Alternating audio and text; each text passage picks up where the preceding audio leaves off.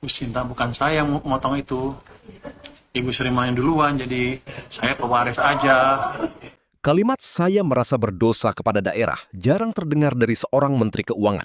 Namun itulah yang diucapkan Purbaya Yudi Sadewa saat dicecar soal pemotongan dana bagi hasil untuk daerah. Pernyataan ini membuka kembali polemik lama. Benarkah daerah selama ini kehilangan hak fiskalnya? Pernyataan Purbaya menjadi menarik karena muncul di tengah keluhan banyak pemerintah daerah yang mengaku ruang fiskalnya semakin sempit. Dana bagi hasil atau DBH merupakan salah satu sumber pendapatan penting bagi daerah, terutama daerah penghasil sumber daya alam dan daerah yang bergantung pada transfer pusat. Ketika DBH berkurang, kemampuan daerah untuk membangun infrastruktur, memperbaiki layanan publik, hingga menjalankan program pembangunan ikut terdampak. Karena itu, isu pemotongan DBH selalu menjadi topik sensitif dalam hubungan antara pemerintah pusat dan daerah. Dalam rapat bersama Komite 4 DPD RI, Purbaya menegaskan bahwa kebijakan pemotongan tersebut bukan lahir di masa kepemimpinannya. Ia menyebut kebijakan itu sudah berjalan sejak era Menteri Keuangan sebelumnya Sri Mulyani. Namun sebagai pejabat yang kini memegang kendali fiskal negara, Purbaya mengaku tetap merasa bertanggung jawab atas dampaknya terhadap daerah. Pernyataan itu memunculkan pertanyaan yang lebih besar. Di satu sisi, pemerintah pusat membutuhkan ruang fiskal untuk menjaga APBN. Namun di sisi lain, daerah juga membutuhkan dana yang cukup untuk menjalankan pembangunan dan pelayanan masyarakat. Tarik-menarik kepentingan inilah yang kembali menjadi sorotan dalam rapat tersebut. Pertanyaannya sekarang, apakah pemotongan DBH memang tak bisa dihindari? Atau sudah saatnya pemerintah pusat mengembalikan porsi yang lebih besar kepada daerah agar pembangunan tidak hanya bertumpu pada Jakarta? Sebetulnya, kalau anggaran kita diminta lebih dikendalikan defisitnya, otomatis ada yang dikurangi, termasuk transfer ke daerah. Kalau tadi Pak Ahmad Nawari nanya gimana bisa nggak utang diturunkan, ya bisa, tapi dampaknya ke sana. Jadi kita approach-nya hati-hati, gini, utang nggak kita kurangi mendadak, tapi kita perlambat pertumbuhannya secara bertahap tergantung kondisi ekonominya. Makanya dampak-dampak tadi ke daerah segala macam ada yang dipotong, DBH-nya maupun TKD-nya.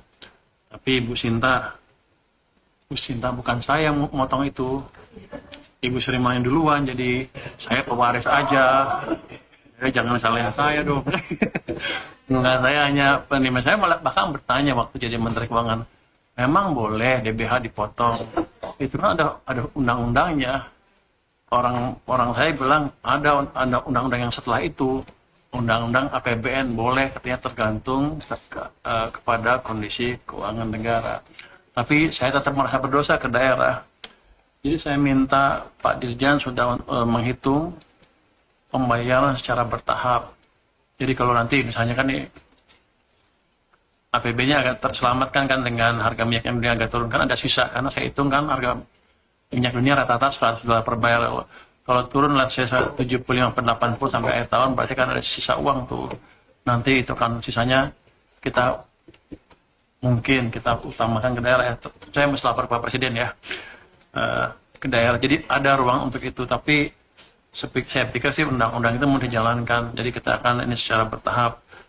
Tentang yang janji saya waktu itu, kok belum ditambah.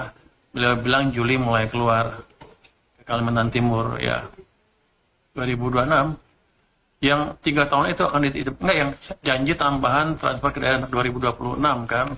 Ibu kan mintanya di meeting terakhir itu, barusan kan nyindir yang itu kan, yang kedua 2023 itu nanti dicicil, tapi yang 2026 yang tambahan itu akan ditambah bulan Juli ya, kira-kira gitu. Jadi sebetulnya gitu, daerah itu memang kondisi global yang masa kita seperti itu, tapi akan kita cicil bertahap. Jadi akan ada perubahan paradigma di sini dalam pengertian gini, jangan mentang-mentang pusat terus motong-motong aja tuh Pak Dirjen. Jadi kita akan atur secara bertahap. Bagaimana strategi mitigasi risiko kalau global, tadi Pak ini ya, Pak Ahmad dinanyakan, globalnya kehancuran, kita gimana, apa gini terus? Atau gimana ngendalin utang? Kalau utang dalam jumlah absolut nominal mungkin nggak akan diturunkan, tapi kita akan turunkan rasio utang ke PDB-nya. Jadi mungkin kita stabil, tapi usaha utangnya turun. Gimana? Kalau kita lihat zamannya Pak SBY kan utang PDB turun terus. Dari mungkin tadinya pertama dia pegang 90 terus terakhir ke 23% ke PDB 2014 kali ya. Habis itu naik lagi, sekarang ke arah situ. Apa rahasianya kenapa zaman Pak SBY bisa turun? Karena pada waktu itu yang mendrive pertumbuhan utamanya adalah private sector. Sedangkan government-nya juga mendrive tapi nggak maksimum habis-habisan waktu zaman Pak Jokowi, seperti zaman Pak Jokowi sehingga utangnya ke PDB naik. Kenapa bisa begitu di zamannya Pak SBY? Karena kebijakan moneternya lebih mendukung private sector dalam bentuk uang di sistem dibiarkan tumbuh hampir 17%, akibatnya kredit tumbuh 22% rata-rata sepanjang 10 tahun itu. Sedangkan zaman Pak Jokowi turun ke 7% rata-rata uangnya, sehingga pertumbuhan kreditnya cuma 7% juga.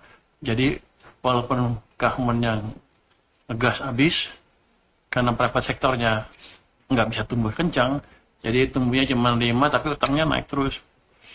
Jadi itu yang sedang kita perbaiki sekarang.